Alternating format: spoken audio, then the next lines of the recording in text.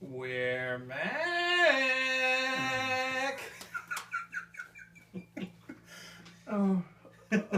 Pat, no. Yeah, well, we're off to a great start That here. movie was so bad. Yeah, well. And that's perfect for 2016. Yeah, Pat. man, that's how we're gonna go.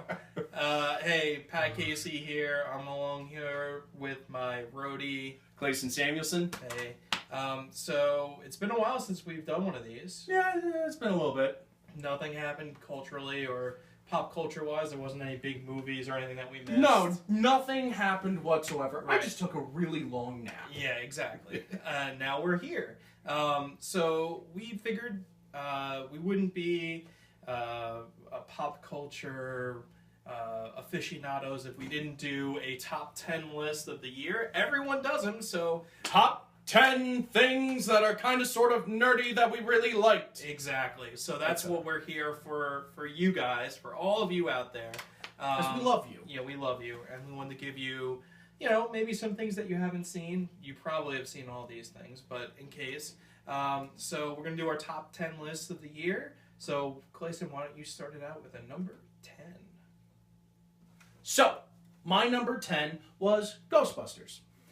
I had a really fun time with it. It wasn't the garbage fire that a lot of people expected, but it also wasn't the huge start-off point for another big series, but I thought it was really fun. I mean, they teased that they're Right, but you're not going to get another one. not everybody was like, hey! Yeah. But I had a great time with it, and if you want our full viewpoint on Ghostbusters, check back on the Gleam Team podcast channel and watch our review. Yeah, it's on our Facebook page, so you can take a look at it there.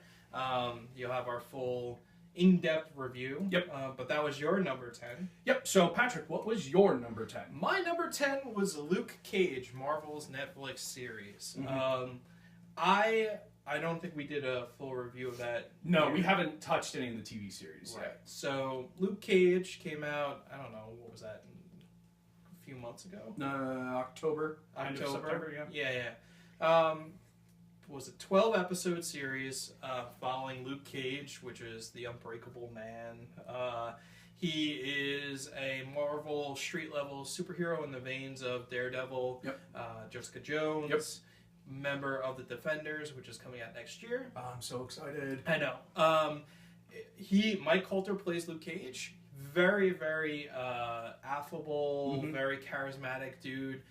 But the reason why we're here at number 10 is because it falls prey to the Netflix curse with all these Marvels, which is that it is probably about 5 or 6 episodes way too long. Luke Cage's first half was very strong, and then they fill in some slots with some different things, and the second half left you wanting.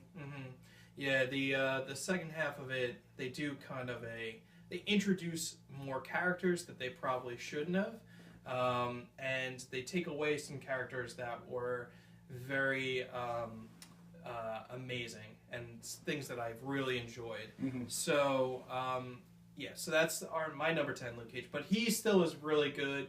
There's enough Easter eggs there for upcoming projects that make you exciting. I think it started off strong, sagged in the middle. The last episode or two were pretty good. So, yeah, number 10. So, what's your number 9? My number 9 was Star Trek Beyond. It was a great... we're not sure yet if they're making any more. Oh, they definitely are. Really? Okay. But I thought it was it was the follow-up that Star Trek needed to number 2 of the reboot series. And it was really good. I thought the acting was really good in this one. Yep. The stakes were good. It was fun. It was fun. It was really good. I'm Beastie Boys. You can't beat that. So, but it's still towards the bottom for me because it didn't grab me like a lot of other entries on our lists. Yeah, it was probably up there with one of the best movies of the popcorn movies of the summer. Yeah, it was a great summer blockbuster, but that's not the only thing we're going on. Yeah, and Simon Pegg wrote it, so you know that it was going to be pretty good. Yeah, I was very impressed with that. So Yeah. Number 9 for you, Pat. Number 9 for me is Daredevil. Season 2. Okay, I'm sensing a bit of a theme here. In the bottom of my list. Yeah. Once again, Daredevil came back. I really enjoyed the first season of Daredevil. The first season of Daredevil is one of my favorite things in the past couple of years. I think season 2 was pretty good. Mm-hmm. There's a lot of standout episodes in there. I thought the introduction of the Punisher, this is the best Punisher that we've had. It definitely, and he stole the show. Yeah, John Barenthal plays the Punisher. And, surprise to me, Punisher is in it a lot more than I thought that he would be. He's a constant person. I mean, from the get-go, I was expecting a little towards the end. Yeah, but they kind of changed up the breakdown. Like, the first season 1 was all Daredevil and Kingpin. So you watch the both of them rise together, and that was pretty much the whole thing.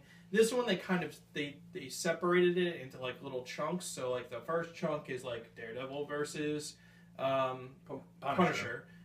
Chunk 2 is Daredevil and Elektra, and I thought Elektra was really good as well. Again, the best Elektra. Yeah, I mean, it's not much to go off of, but and then the third chunk here was like Daredevil versus the Hand. So you had like 3 little chunks to go throughout the whole series. So that was interesting that they kind of changed it, I guess, because of people once again complained. And this again, this is becoming more of a. I think this is becoming more of a thing with these Netflix shows. They're way too long. Probably could have cut a couple episodes out of there. Charlie Cox is still good as Daredevil. Still got a bunch of really good stuff in there. It's, the prison fight with Punisher is the eye-catching thing for this season. Yep. And they're going to spin off Punisher into his own show now, so very interesting. So that's my number 9. All right. Number 8 for you. Number 8 for me is Daredevil Season 2. Okay. I really liked it. I caught it a little bit later than everybody else, and I actually watched it after Luke Cage. So I kept going with introductions, then got to Daredevil Season 2. Again, thought the Punisher was great. I thought Elektra was good. It did go on a little bit long, but because how this one was structured, it only needed 2 or 3 less episodes, not a whole big chunk compared to some of the other series. Right. I liked it. It didn't grab me as much as Season 1. And I wish the standout moments were more for Matt Mercer. Because Matt Murdock. Matt Murdock, sorry. Matt Mercer is he has a condition, a skin condition, apparently. But Matt Murdock's growth in the first season was so cool to follow. Right. And with him accepting the Daredevil, it would have been cool to continue with that, but he was almost outshined this season. So, but still very good. Yeah. What was your number 8? My number 8 is Agents of S.H.I.E.L.D. Okay. The first half of this season. So they just finished their first half. They usually take like a long break. And this first half was focused on Ghost Rider, surprisingly. So, and it wasn't even the Johnny Cage version that you know. What? No. It is the new Ghost Rider. I actually am now trying to think of his name, and it's escaping me. Maybe I'll have my publicist look that up while I'm doing this. Anyway, so the Ghostbuster or the Ghost Rider was something that you didn't expect for Agents of S.H.I.E.L.D. Like there was a lot of talk around Comic-Con of because they had just gotten the rights for Ghost Rider back, and the fact that it went on to Agents of S.H.I.E.L.D. now made it a little bit darker. Agents of S.H.I.E.L.D. was a little bit darker, and the way that they did him was really well done. That's a lot of effects for a TV show. To have a flaming skull dude. In this version, like this guy doesn't ride like a motorcycle; he rides a Dodge Charger. Okay, I was getting worried there, and you were going to pull out a Segway or something. No. But there were allusions there to Johnny Cage. They made a couple of head nods. Agents of S.H.I.E.L.D. has historically been not that great. Yeah, I've only got through half of season 2. I thought season 1 was fun, but it didn't keep me going. Yeah, but this season been pretty good so far. I've really enjoyed what they've done with Ghost Rider. They kind of tapped into the magic for Doctor Strange and things along that nature. So far, so good with that. I believe, actually, now that I think about it, his name is Robbie Reyes. Robbie Reyes? Okay. Robbie Reyes. Yeah, I'll have to try that out. He's the new Ghost Rider. He's like a Hispanic kid from the ghetto, and similar story as the other ones. There might be a spin-off. They left it open for a spin-off for a Ghost Rider show, maybe in like it could be beforehand, and it's Johnny Blaze, not what did I say, Johnny Cage. Yeah. Well, I mean, we Johnny Cage. I mean, Nick Cage played him. Come on. We know Nick Cage always becomes what party he's in. Oh yeah, of course. So. He's my ghost. So there might be a spin-off of it, so look for that down the road. But I was really surprised and felt like it needs to get some of its due. All right. So what was your number 7 then? So keeping up with the theme, my number 7 was Luke Cage. Okay. I thought Luke Cage was very good, especially after Daredevil, because it's, again, very similar path, but in a totally different aspect. Johnny Cage Luke Cage accepted his role as being the hero. He did it out in the open, in the public. Everybody knew where to find him. Everybody knew who to talk to. And I thought that was a very cool mirror for Daredevil. Also, the soundtrack for that show was impeccable. Oh, yeah. You got so engrossed in all these moments just listening to all that music. And the only thing that really makes this not higher up on my list was the second half of the season. Yeah.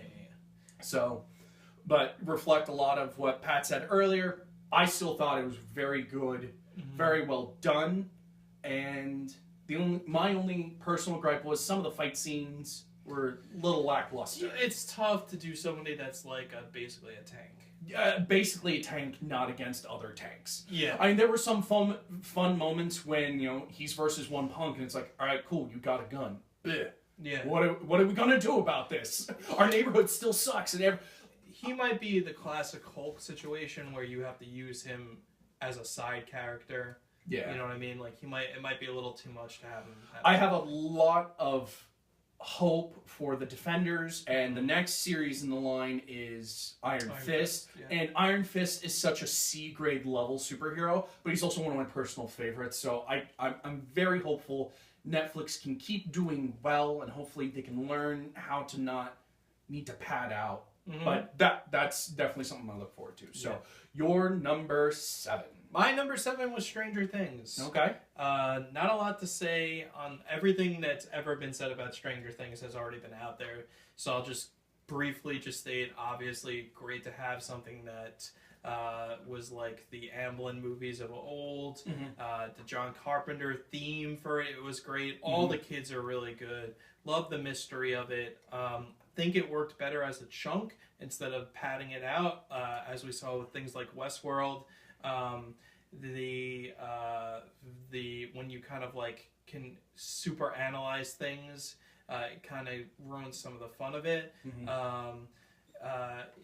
Very, very cool. I love the take of like the 80s horror meets the Goonies type of situation.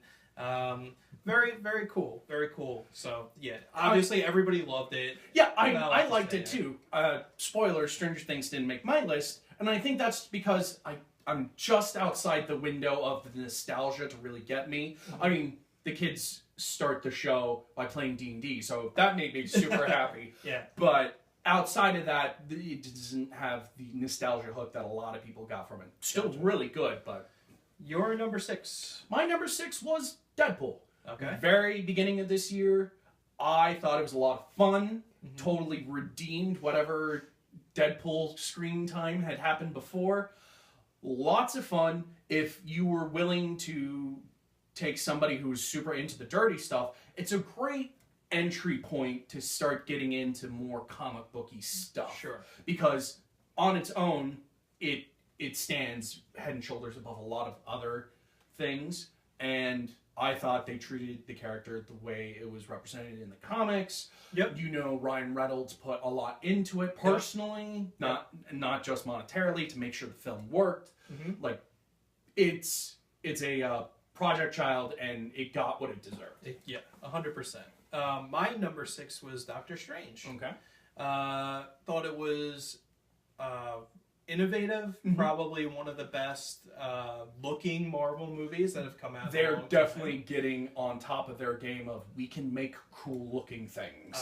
Yeah, you will notice we had a whole review on it. You could take a look at our Facebook page for the full review. But yeah, very well done, innovative, great cast. Yep. One of the better, probably top tier Marvel introduction origin stories. Yeah. What was your number 5? We're in our top 5. Top 5 things. Subtitle. Yeah. My number 5 was Doctor Strange. Okay. Like you said, great origin. I have always liked Doctor Strange.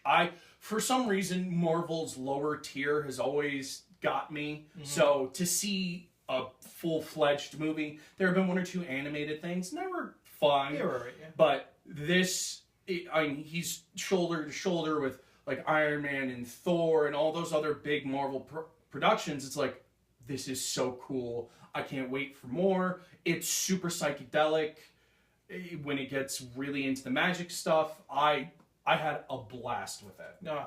So your number 5. My number 5 was Deadpool. Oh no! Man, it's almost like we've seen the same things. Yeah, everything you said is right on the money. Very funny. Yeah, that's the thing about it. It was surprisingly funny. Everybody laughed out loud in the theater all the time. Yeah, I mean, it did have some problems. The main bad guy was kind of blah. And we'll see where they go from here. But Ryan Reynolds was the type of guy that really pushed that through, and we'll see how the next one goes. All right. What was your number 4? Number 4 for me was Kubo and the Two Strings. I truly enjoyed this film. It was gorgeous to look at. It was amazing to listen to. Good talent. I thought everybody did their parts well in it. And you also just know the heart that goes into making a production like this for stop motion animation. Everything has to be touched and handled precisely to make it look as good as it does. And this is one of the best looking stop motion animations ever. It's so fluid and just absolutely gorgeous. And the story hit me hard personally as well. And so that's why I had to make sure I had a spot on my list. Yeah. Number 4 for you. My number 4 was Star Trek Beyond. Everything that you said earlier, 100% on this side. Just really fun. And coming off, I wasn't a huge fan of Into Darkness. I thought that Into Darkness treaded too closely to, the second Star Trek. Well, and we were kind of tricked with Into Darkness too. We were told this, but we got that. It was during that period where everything had to be darker, and that didn't necessarily. It lost some of the fun of Star Trek. Star Trek has always been sort of like a more upbeat look at, you had the wars and you had the Trek. Trek was more like, look what humanity can be. And more like intellectual sort of thing. And this was just really fun. I thought everybody was charismatic. It was cool to get the Bones, Spock, like in the old, they're always together and giving each other a hard time type of thing. So that was really good. And Idris Elba was cool as the villain. It was well done. Yeah. What was your number 3? Number 3 for me was Star Wars Rogue One. It's the first of many spin-offs. I'm just gonna throw this in there too. My number 3 as well was Star Wars Rogue One. This is one of the few things that we did match perfectly level on. Yeah. We saw it when it came out, and we've had some time to really think about it.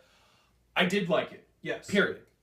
It was a good film, and most of it was a very good Star Wars film. Yes. The first third, if you just saw that, you'd be like, But after the first third, it truly picks up and kicks into Star Wars gear. Yes. I will say the cast is awesome. Yeah, very cool. It sounds good. Yep. It meshes well into the Star Wars canon. Yep. And it looks like it was made on the same stuff that Episode 4 was. Yeah. It matches New Hope very well. The lived-in sort of junky technology. Right, and all the buttons are the same, all the joysticks the same. I agree with everything that you said. So the first half hour of the movie was really rough to get through. I think it jumped around a lot. You're introduced to a lot of characters, and for the first time they actually give you the names of planets, so you're constantly oh, you're here, you're here, you're here, you're here, you're here. So also no crawl. No. That threw a lot of people off. Well, I like the idea that it's not like the regular Star Wars. Right. So they're definitely willing to supplement and support, but until Thanksgiving, my sister who saw it with us didn't know it wasn't the next Star Wars film. Oh, so she kept seeing trailers. She's like, "Where's Rey? Where's Finn?" I'm like, "No, it's a prequel side story." She's like, "Oh." So the first half hour, everything that's on Jeddah, that whole thing could go. Once they get on their actual mission, some of the best Star Wars, and the ending of that movie is probably the most kick-ass ending, and really sets you off out in the theater, ready to go. The movie made you to be willing to invest in characters that you don't have a lot of time with. Right, and not that it's much of a spoiler, but I would have liked there to be more Darth Vader in it. I think that he has some of the best scenes. He has the best scene in the movie. And I thought they do some of the face sort of thing. There's two characters that get that. One of them you only see very briefly, and it's really cool. Yeah. The other one was a little much for me, but still, like I said, I thought it was so well done. The last time we saw anything like this, big of a scale, was Tron Legacy. Yeah, for that length of time. And this is so much better in technology-wise than that. It is super uncanny valley, but if you're willing to accept it, it is so good. Yeah. So number 3 for both of us. What's your number 2? My number 2 is Civil War. My number 2 is Civil War. What? Oh, man. Sorry, buddy, I'm taking. Pat, start us off. What made Civil War the film it was for you? Well, going into it, I was it kind of had the similar DC thing where, is this going to be too many people to handle one gigantic movie? Because basically Captain America 3 Civil War was a almost pseudo Avengers 2.5. Right. And so then you can have the issue of too many cooks, too many people that you have to get into. But they did a good job of keeping Captain America right there, so it is his story. Yep. It's the logical conclusion of everything that Captain America goes through, because if you really watch Captain America 1, Captain America 2, Captain America 3. By the end of Captain America 3, he is Captain America that you know in the comic. He is Captain America. I thought everyone is great. The fight scene in the airport is amazing. One of the best superhero fight scenes that I've ever seen. One of the best fight scenes, period. It's so well organized, so well put together. You get this chunk here, you get this chunk here. Everybody has those moments, and who needs to be focused on is it is amazingly well put together. To shine, even Hawkeye, which is hard to do with Hawkeye, but he even gets a few choice moments in there. I really thought that it was great, well acted. And I mean, we've gotten this far and we haven't even talked about Spider-Man. So I know, just it was all amazing. Yeah.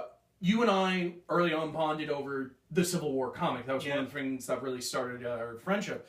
And although this doesn't really follow that story precisely, honestly, I think this is better than that for the film. Yes, definitely. Well, and they still made you care Yeah. so much. Like, it was a civil war. Right. And even though that ending it wasn't what I thought it was going to be at all. And I remember just sitting there, like it hurt to watch parts of this film. Yeah. Like, the good hurt. Yeah. But it was amazing. Yeah. And well put together. You really understood why they're fighting, and each side made sense. Like, each side was perfectly, you know, you could understand where they're going with it, you know. So before we go to our number one, we want to quickly hit honorable mention and biggest disappointment. Okay. So why don't you go with your honorable mentions? My honorable mention would be had a tip on my tongue. Pat, why don't you go real quick and then I will recall. All right. There's a lot of movies going on. My honorable mention was Westworld.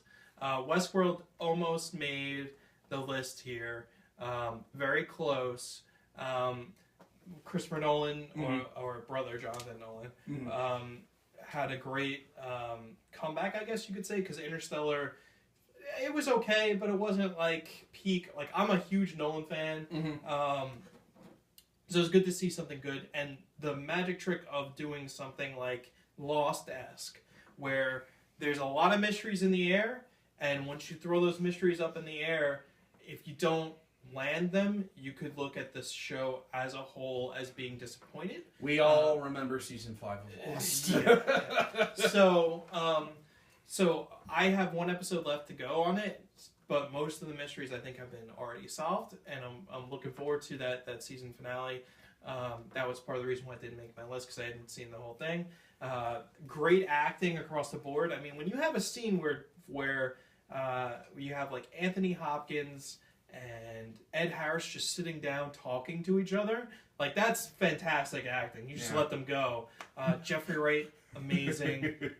So yeah, that was my honorable mention. Did you figure it out? Yes, I did. My honorable mention would be all the amazing trailers we got this year. Like, the trailer game stepped up for everything.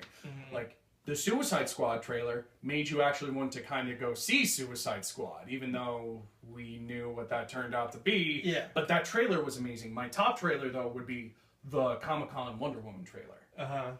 That makes me so hopeful for 2017. Yeah. I'm so excited. Yeah. So what is your biggest disappointment? My biggest disappointment would have to be DC films as a whole. Yep, me too. They promised a lot. They delivered not a lot. Yeah, they really struck out this year. Everything that they did it got worse, really, when you think about it. Batman v Superman is a fine movie per se. Yeah, it's not very good comic book. No, and it doesn't really do Batman well, and it doesn't do any of that. It doesn't do Superman well. It showed you Gal Gadot as Wonder Woman. Yeah. Like, you're willing to sit through the last 20 minutes because Wonder Woman. That's about that. That end battle is terrible, though. Yeah. And then Suicide Squad was worse. So somehow it got worse. And again, if you want our opinions on that, please check out the review. We pulled no punches. Yeah. No. So from all that negativity. Yep, we had to get it, but what's your number one film of 2016? Number one for me is Fantastic Beasts. Oh, that's a surprise. I loved every second of that film. I was a little lackluster with the last couple Harry Potter movies. They were really good, but they didn't get me like everybody else in Pottermania. And I went in not expecting a whole lot, and I got so much. It's gorgeous looking. It does match the Harry Potter films, but it so has its own style. It takes place in America in the early 1900s, and it matches that. And I was so just awestruck the whole time I was watching it. It was so amazing to see more of that world developed. I thought the acting was great. I thought the main character, Newt, was so interesting to watch and follow, and how he interacting with these beasts so much better than people, and yet he grew to care about some of these people, and they cared about him. There were stakes. It just, it was so good. Yeah, it was so good. Didn't quite make my list. I had some issues with it, but I understand. I think most of it had to do with the Grindelwald. Yeah. Is that his name? That whole subplot was a little much for me. My number one was Arrival. Huh. Okay. Now, Arrival might be a little more esoteric and not as comic booky, but it is a sci-fi movie. Oh yeah, no, you can definitely go here. I really enjoy smart sci-fi of the lines of like, 2001: A Space Odyssey, Near like future that. possible things. Yeah. So like, I really thought that this was as plausible as you could get. I love the view of trying to be like going in through like linguistics and trying to figure out. It has a great message, and without giving too much away, the way that the film is actually structured by the end of the movie is like, oh my god! Like when you figure out what's going on there and the central like what the whole movie is about, amazing, really well done. Okay. So yeah, Arrival. It's gonna get a bunch of Academy Award nominations, I'm pretty sure. Cool. So that's my number one movie of the year. Anything you're looking forward to next year? Wonder Woman, definitely. We hope it can. It doesn't have to be the saving grace of DC films. It has to be good, though. I'm not looking for it to carry the burden of everything else. I just want it to be good.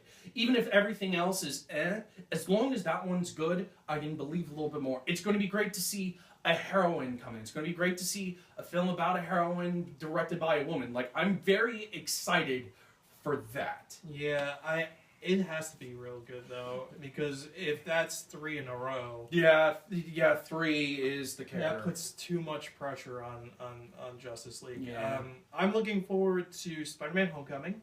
Yeah, saw the trailer Should for that. be really Super good. excited. And Guardians of the Galaxy Volume 2. Yeah. I mean, both of those back to back. Holy cow! Like Marvel is really. Marvel might make a huge. Not like it hasn't already made a huge jump, but like.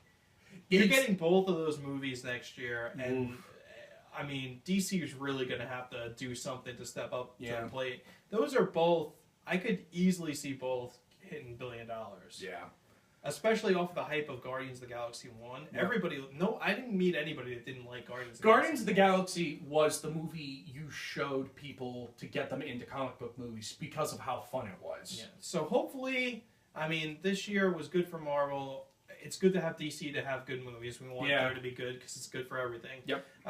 Hopefully, all the comic book and all the greatness will be there. And we'll be there. And obviously, Episode 8. Episode 8, yeah. As for Star Wars, I really liked Force Awakens. I know some people, they were like, yeah, it was good, but it wasn't great. I thought it was amazing. I had such a great time with it. I am now very looking forward to the continuation of that storyline. All right, so we'll be there with you the entire way. We promise. We'll be there to cover the movies and give you our reactions.